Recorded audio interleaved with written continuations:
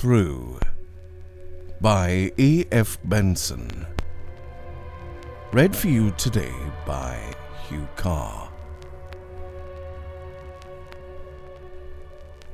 Richard Waghorn was among the cleverest and most popular of professional mediums, and a never-failing source of consolation to the credulous. That there was fraud, downright, unadulterated fraud, mixed up with his remarkable manifestations would be impossible to deny. But it would have been futile not to admit that these manifestations were not wholly fraudulent. He had, to an extraordinary degree, that rare and inexplicable gift of tapping, so to speak, not only the surface consciousness of those who consulted him, but in favorable circumstances, their inner or subliminal selves, so that it frequently happened that he could speak to an inquirer of something he had completely forgotten, which subsequent investigation proved to be authentic.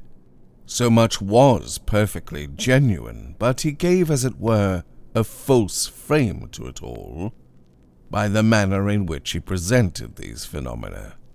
He pretended at his séances to go into a trance, during which he was controlled sometimes by the spirit of an ancient Egyptian priest who gave news to the inquirer about some dead friend or relative, sometimes more directly by that dead friend or relative who spoke through him.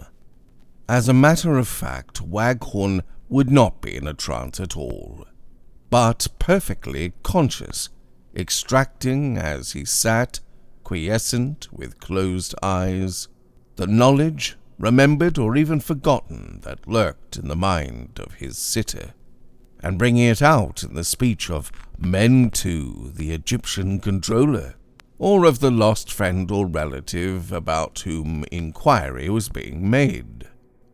Fraudulent also, as purporting to come from the intelligence of discarnate spirits, were the pieces of information he gave as to the conditions under which those who had passed over still lived. And it was here that he chiefly brought consolation to the credulous, for he represented the dead as happy and busy and full of spiritual activities. This information, to speak frankly, he obtained entirely from his own conscious mind. He made it up. And we cannot really find an excuse for him in the undoubted fact that he sincerely believed in the general truth of all he said, when he spoke of the survival of individual personality.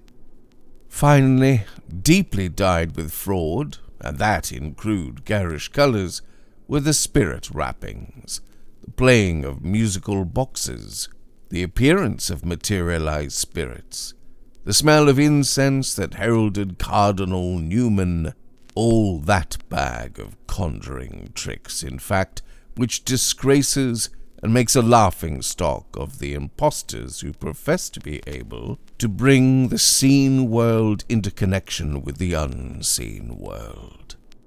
But, to do Waghorn justice, he did not often employ those crude contrivances, for his telepathic and thought-reading gifts were far more convincing to his sitters.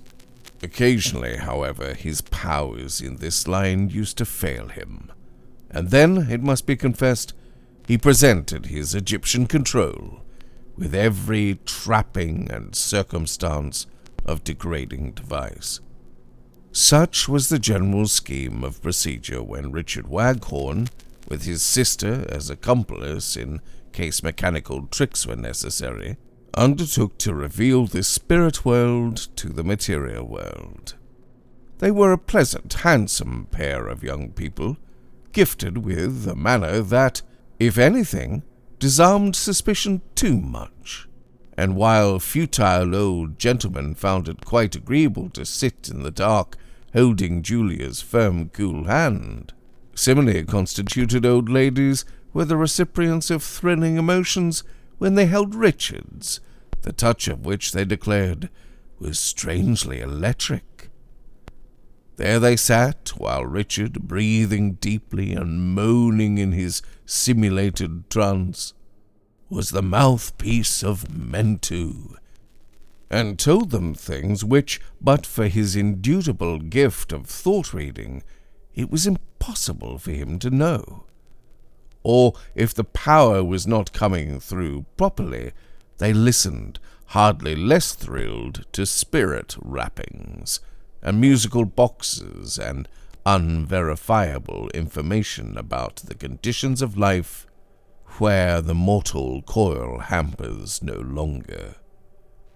It was all very interesting and soothing and edifying. And then one day there occurred an eruption of something wholly unexpected and incredible. Brother and sister were dining quietly after a busy but unsatisfactory day, when the tinkling summons came from the telephone, and Richard found that a loud voice belonging, so it said, to Mrs. Gardner wanted to arrange a sitting alone for next day. No address was given, but he made an appointment for 2:30, and without much enthusiasm went back to his dinner. "A stranger," he said to his sister, "with no address and no reference or introduction. I hope I shall be in better form tomorrow. There was nothing but rappings and music today. They are boring, and also they are dangerous, for one may be detected at any time. And I got an infernal blow on my knuckles from that new electric tapper." Julia laughed. "I know, I heard it," she said. "There was quite a wrong noise in one of the taps as we were spelling out Silver Wing." He lit his cigarette, frowning at the smoke. "That's the worst of my profession," he said. "On some days I can get right inside the mind of the sitter and, as you know, bring out the most surprising information. But on other days, today for instance, and there have been many such lately, there's a mere blank wall in front of me. I shall lose my position if it happens often. Nobody will pay my fees only to hear spirit rappings and generalities." "They're better than nothing," said Julia. "Very little. They help to fill up, but I hate using them. Don't you remember, when we began investigating, just you and I alone, how often we seemed on the verge of genuine supernatural manifestations? They appeared to be just round the corner." "Yes, but we never turned the corner. We never got beyond mere thought-reading." He got up. "I know we didn't, but there always seemed a possibility. The door was ajar, it wasn't locked, and it has never ceased to be ajar. Often, when the mere thought-reading, as you call it, is flowing along most smoothly, I feel that if only I could abandon my whole consciousness a little more completely, somebody would really take control of me. I wish it would. And yet I'm frightened of it. It might revenge itself for all the frauds I've perpetuated in its name. Come, let's play piquet and forget about it all." It was settled that Julia should be present next day when the stranger came for her sitting, in order that if Richard's thought-reading was not coming through any better than it had done lately, she would help in the rappings and the luminous patches in the musical box. Mrs. Gardiner was punctual to her appointment, a tall, quiet, well-dressed woman, who stated with perfect frankness her object in wishing for a séance and her views about spirit communication. "I should immensely like to believe in spirit communication," she said, "such as I am told you are capable of producing, but at present I don't." "It is important that the atmosphere should not be one of hostility," said Waghorn in his dreamy professional manner. "I bring no hostility," she said. I am in a state, shall we say, of benevolent neutrality. Unless, and she smiled in a charming manner, unless benevolent neutrality has come to mean malevolent hostility. That, I assure you, is not the case with me. I want to believe. She paused a moment. And may I say this without offence? She asked. May I tell you that spirit rappings and curious lights and sounds of music do not interest me in the least? They were already seated in the room where the séance was to be held. The windows were thickly curtained. There was only a glimmer of light from the red lamp, and even this the spirits would very likely desire to have extinguished. If this visitor took no interest in such things, Waghorn felt that he and his sister had wasted their time in adjusting the electric hammer, made to rap by the pressure of the foot on a switch concealed in the thick rug underneath the table, behind the sliding panel, in stringing across the ceiling the invisible wires on which the luminous globes ran, and in making ready all the auxiliary paraphernalia in case the genuine telepathy was not on tap. So, with voice dreamier than before, and with slower utterance as he was supposed to be beginning to sink into trance, he just said, I cannot foretell the manner in which they may choose to make their presence known. He gave one loud rap, which perfectly conveyed the word no to his sister, indicating that the conjuring tricks were not to be used. Subsequently, if really necessary, he could rap yes to her, and the music and the magic lights would be displayed. Then he began to breathe quickly and in a snorting manner to show that the control was taking possession of him. My brother is going into trance very quickly, said Julia, and there was dead silence. Almost immediately, a clear and shining lucidity spread like sunshine after these days of cloud over Waghorn's brain. Every moment he found himself knowing more and more about this complete stranger who sat with hand touching his. He felt his subconscious brain, which had lately lain befogged and imperceptive, sun itself under the brilliant clarity of illumination that had come to it. And, in the impressive bass in which Mentu was wont to give vent to his revelations, he said, I am here. Mentu is here. He felt the table rocking beneath his hands, which surprised him, since he had exerted no pressure on it, and he supposed that Julia had not understood his signal, and was beginning the conjuring tricks. One hand of his was in hers, and by the pressure of his fingertips he conveyed to her in code, Don't do it. Instantly she answered back, I wasn't. He paid no more heed to that, though the table continued to oscillate and tip in a very curious manner, for his mind was steeped in this flood of images that impressed themselves on his brain. What shall Mentu tell you today? He went on, with pauses between the sentences. Someone has come to consult Mentu. It is a lady. I can see her. She wears a locket round her neck, below her coat, with a piece of black hair under glass between the gold. He felt a slight jerk from Mrs. Gardner's hand, and in fingertip code said to Julia, Ask her. Julia whispered across the table, Is that so? Yes, said Mrs. Gardner, and Waghorn heard her take her breath quickly. He just remembered that she was not in mourning, but that made no difference. He knew, not guessing, that Mrs. Gardner wished to know something from the man or woman on whose head that hair once grew, which was contained in the locket that rested unseen below her buttoned jacket. Then the next moment he knew also that this was a man's hair. Thereafter the flood of sun and precise mental impressions poured over him in spate of bright waters. She wants to know about the boy whose hair is in the locket. He is not a boy now. He is, according to Earth's eyes, a grown man. There is a D.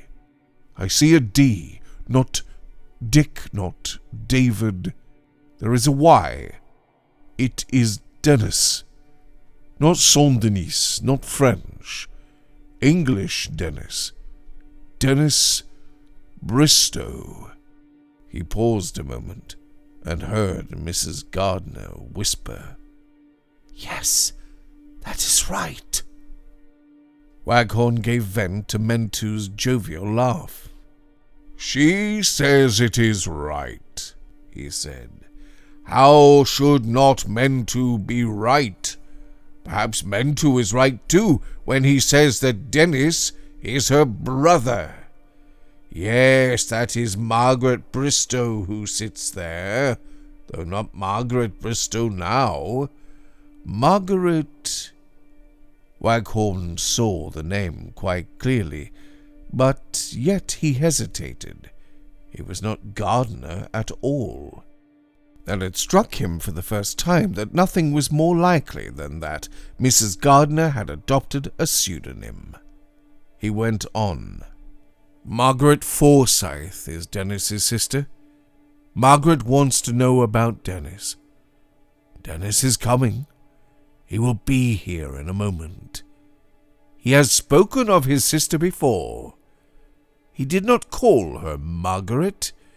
He called her Q. He called her Queenie. Will Queenie speak?" Waghorn felt the trembling of her hand.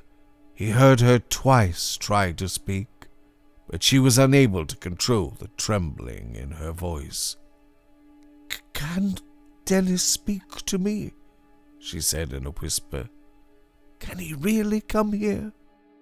Up to this moment, Waghorn had been enjoying himself immensely, for after the days in which he had been unable to get into touch with his rare and marvelous gifts of consciousness reading, it was blissful to find his mastery again, and, besieged with the images which Margaret Forsyth's contact revealed to him, he had been producing them in Mentu's impressive voice, reveling in his restored powers. Her mind lay open to him like a book. He could read where he liked on pages familiar to her and on pages which had remained long unturned. But at this moment, as sudden as some qualm of sickness, he was aware of a startling change in the quality of his perceptions. Fresh knowledge of Dennis Bristow came into his mind, but he felt that it was coming not from her, but from some other source. Some odd buzzing sang in his ears, as when an anesthetic begins to take effect, and opening his eyes, he thought he saw a strange patch of light, inconsistent with the faint illumination of the red lamp hovering over his breast. At the same moment he heard, though dimly, for his head was full of confused noise, the violent rapping of the electric hammer, and already only half-conscious, felt an impotent irritation with his sister for employing these tricks. He struggled with the oncoming of the paralysis that was swiftly invading his mind and his physical being. But he struggled in vain, and next moment, overwhelmed with the onrush of a huge, enveloping blackness, he lost consciousness altogether. The trance that he had often simulated had invaded him, and he knew nothing more. He came to himself again, with the feeling that he had been recalled from some vast distance. Still unable to move, he sat listening to the quick panting of his own breath before he realized what the noise was. His face, from which the sweat poured in streams, rested on something cold and hard, and presently, when he opened his eyes, he saw that his head had fallen forward upon the table.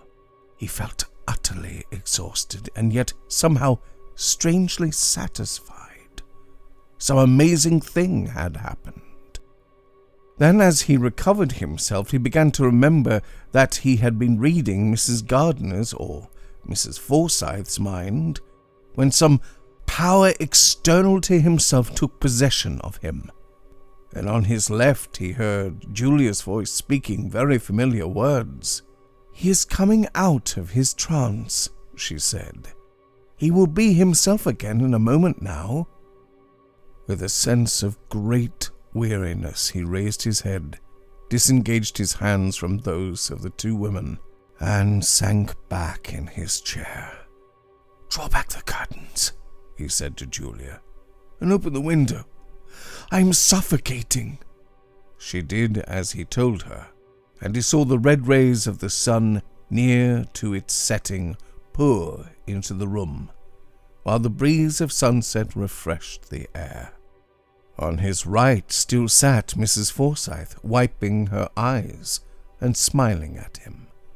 And having opened the window, Julia came back to the table, looking at him with a curious, anxious intentness. Then Mrs. Forsyth spoke. "It has been too marvelous," she said. "I cannot thank you enough. I will do exactly as you, or rather Dennis, told me about the test, and if it is right, I will certainly leave my house tomorrow, taking my servants with me." It was so like Dennis to think of them, too. To Waghorn this meant nothing whatever. She might have been speaking Hebrew to him. But Julia, as she often did, answered for him. "My brother knows nothing of what happened in his trance," she said. Mrs. Forsyth got up. "I will go straight home," she said. "I feel sure that I shall find just what Dennis described. May I telephone to you about it at once?" "Yes, pray do," said Julia. "We shall be most anxious to hear." Richard got up to show her out, but having regained his feet, he staggered and collapsed into his chair again. Mrs. Forsyth would not hear of his attempting to move just yet, and Julia, having taken her to the door, returned to her brother. It was usual for him, when the sitting was over, to feign great exhaustion, but the realism of his acting today had almost deceived her into thinking that something not yet experienced in their séances had occurred. Besides, he had said such strange, detailed, and extraordinary things. He was still where she had left him, and there could be no reason, now that they were alone, to keep up this feigned languor. "Dick," she said, "what's the matter? And what happened? I couldn't understand you at all. Why did you say all those things?" He stirred and sat up. "I'm better," he said, "and it is you who have to tell me what happened. I remember up to a certain point, and after that I lost consciousness completely. I remember thinking you were rocking the table, and I told you not to." "Yes, but I wasn't rocking it. I thought you were." "Well, it was neither of us then," said he. "I was vexed because Mrs. Gardner, Mrs. Forsyth, had said she didn't want that sort of thing, and I was reading her as I never read anyone before. I told her about the locket and the black hair. I got her brother's name. I got her name and her nickname Queenie. Then she asked if Dennis could really come, and at that moment something began to take possession of me. I think I saw a light as usual over my breast, and I think I heard a tremendous rapping. Did you do either of those? Or did they really happen?" Julia stared at him for a moment in silence. "I did neither of those," she said. "But they happened. You must have pressed the breast pocket switch and trod on the switch of the hammer." He opened his coat.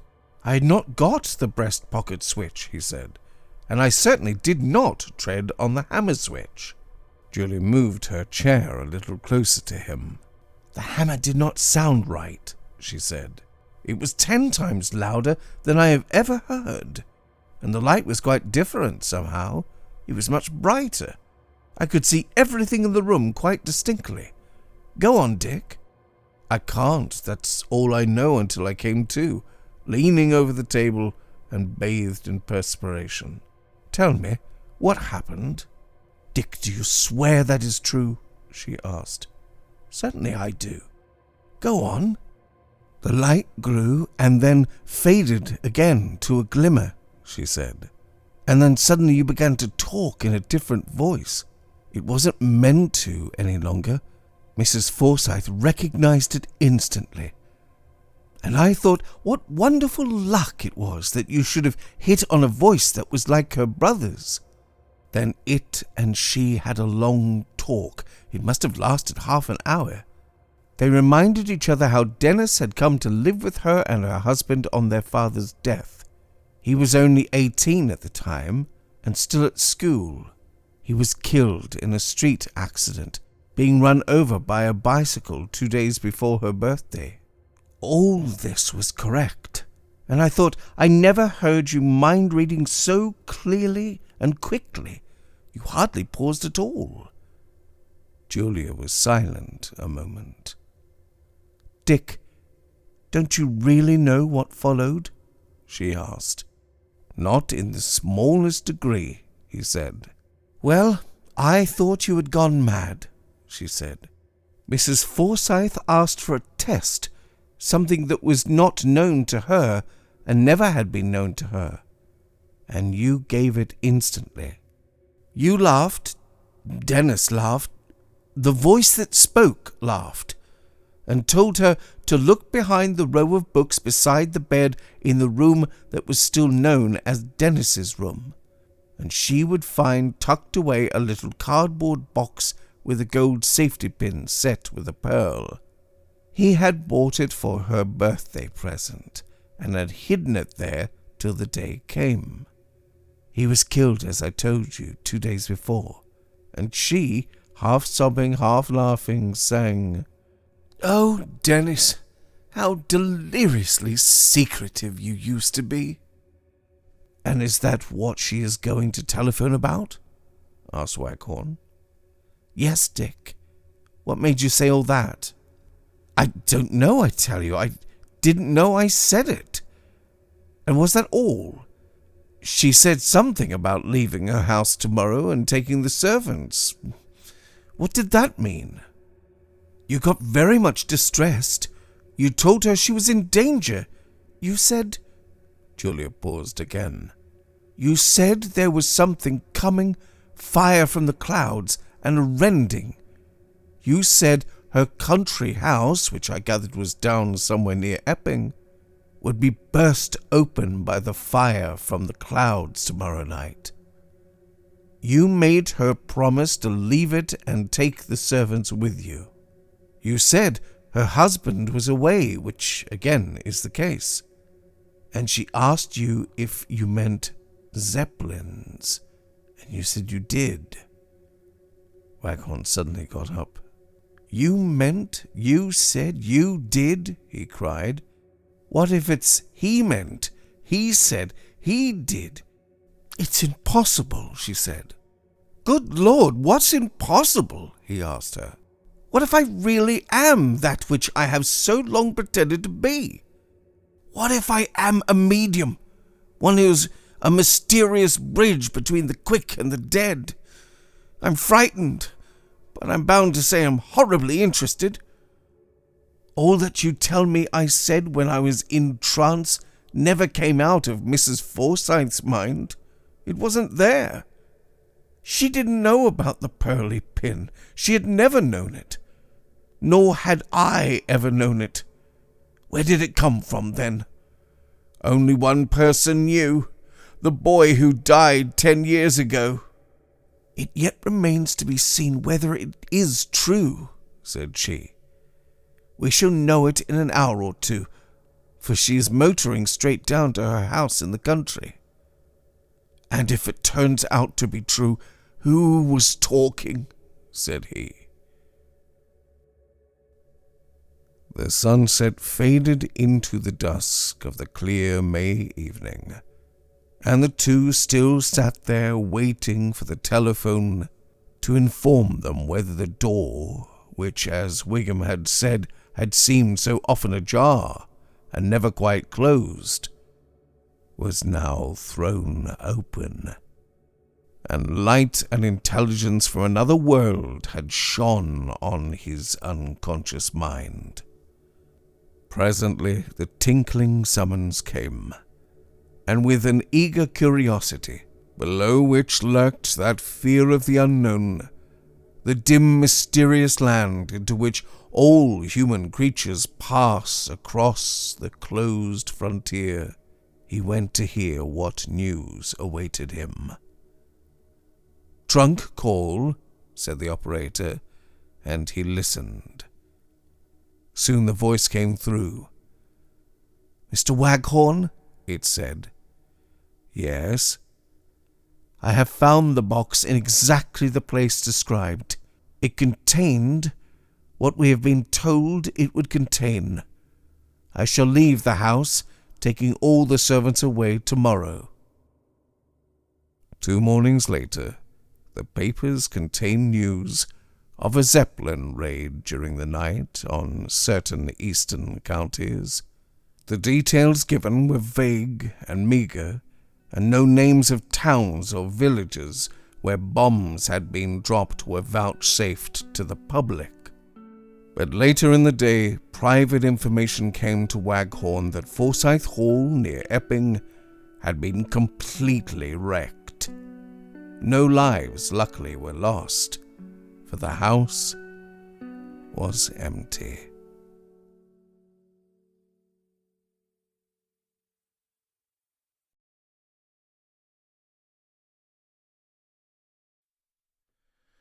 My special thanks to the Hounds of the Hearth, that's Adrian and Bean, Gina Foley, Sandy Bryan, and Vladimir.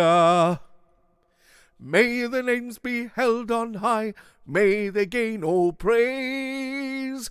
That's the Hound of the Hearth tier.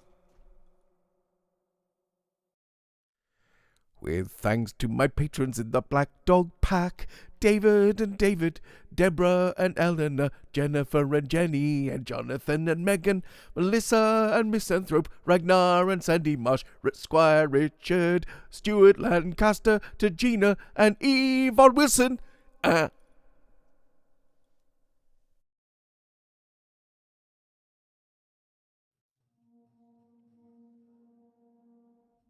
Did you know that this story actually came out 6 months ago on Patreon, and that there's at least 14 additional stories waiting for you to enjoy there?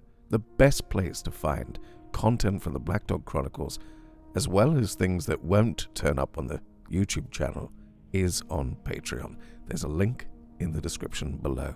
For as little as $2 to $3 a month, you can get a story every week. Not every 2 weeks like on YouTube, but every week. And then in the upper tiers that cost somewhere between $10 to $15 depending on where you are in the world, there's additional content like the Black Dog Chronicles Retrospective, Outtakes, behind the scenes, and much, much more. Please consider joining the Black Dog Chronicles community. It's the best way to keep the Black Dog Chronicles alive.